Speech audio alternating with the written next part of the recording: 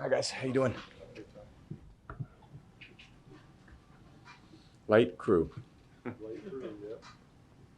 Tom, you've been through this before where guys you've worked with, whether it was Josh in New England or Charlie or whoever, they get a lot of recognition when they're candidates for head coaching jobs, right?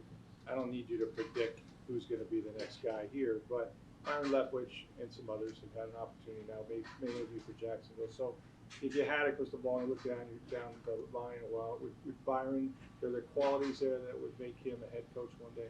Oh, absolutely. Yeah, I mean, I think I've been around a lot of great coaches over the years, and it's just a matter of time for different guys and different opportunities come up. So, Byron's been amazing for me to work with, and I know he'll have a lot of opportunities. He'll do a great job. Tom, you need just 3 touchdown passes to become just the second player to have back-to-back 40 touchdown seasons. Is that something that's meaningful? Would be meaningful to you? And just winning the game Sunday will be what I'm looking forward to. So we've got to go out there and earn it. All the individual stats and so forth, I think it's ultimately a team sport. So, it's just a credit to everybody. I think winning is the thing that I've concerned myself with the most and feel like that's the most important thing for any quarterback is to win games. You had a moment against the Panthers, and you guys were in the red zone. It was just before Rojo's touchdown. When Tyler was in motion, and you said freeze, and then you said go ahead. And then after the touchdown, you made sure to go over to him, and you said something in his ear. I know you talked about that a little bit on your podcast, but can you just speak to the importance of doing that kind of in that moment versus waiting until Monday when you're watching the film? Well, it's just, I think, important for all of us to be on the same page. So, quarterback naturally says a lot of things. I have a lot of experience with, different situations and 2 people moving at the same time. And we had a couple guys moving and Tyler motion. And Tyler wasn't really sure, because he was just going across. But, I saw that we had multiple guys in motion, which is a penalty. So it's the quarterback's job to figure those things out. And just want to explain it to Tyler, in the moment when it's kind of fresh in our minds. Speak to how important it is to kind of get out some of that stuff now while you're working together versus, having it come up in the postseason when that could really, bite you guys in the butt. Yeah, I think it's important just because anytime you do it in the moment, there's, awareness with it. I mean, there's a million things that happen on every play, so you could wait to address things. But, when I see things at practice, I try to tell them right away, like, hey, this is the route. This is what we're thinking. This is the depth. This is the angle. This is the throw. This is football, you got to be on the same page. I mean, all of us have to see things the same way. And it's all about constant communication. And if you don't communicate, you're not going to get any better at it. It was Chris and Mike. Byron was just saying it's like, 60% of the production, offensive yards.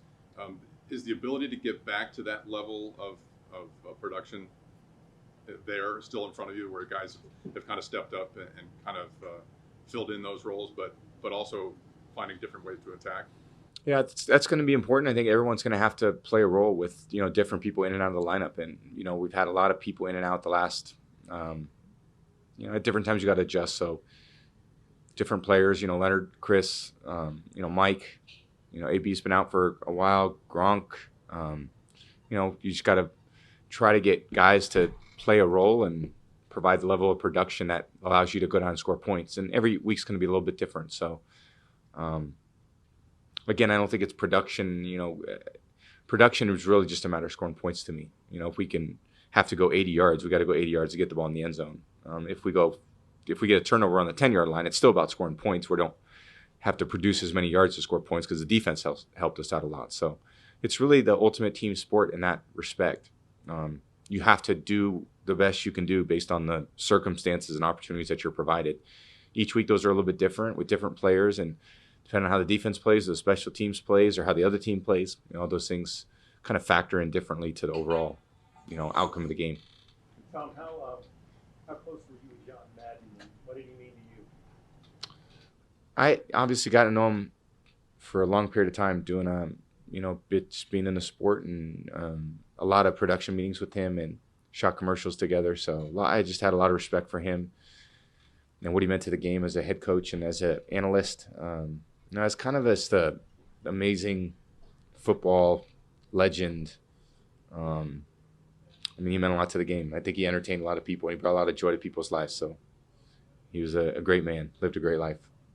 As understand the league reached out and gave you a warning about throwing your Surface tablet. Yeah, that was kind of a joke. Okay, so did they actually formally warn you, or?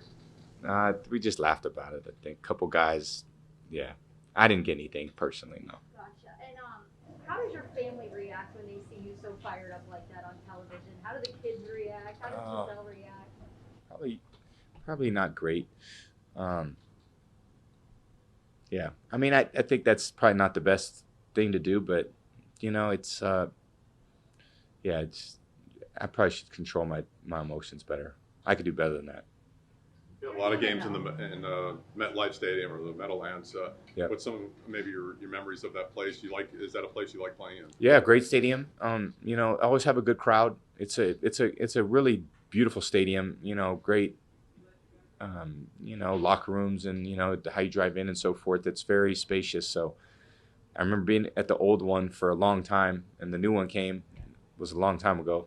I think 2009 was the first. 2010 was the first year of that stadium, and I just played a lot of games there over the years, preseason games, and always very competitive games against the Jets. A lot of hard-fought games, but it's a great stadium, depending on the conditions and so forth. But is it tricky because of the winds in there? Sometimes it was a lot trickier with the old stadium because they had one tunnel that used to come down one end, and the wind would come from the outside and would go up into the stadium. It's closed off now, so it's a really high stadium, so it's hard to get a ton of wind in there like it used to be. It used to be really tough.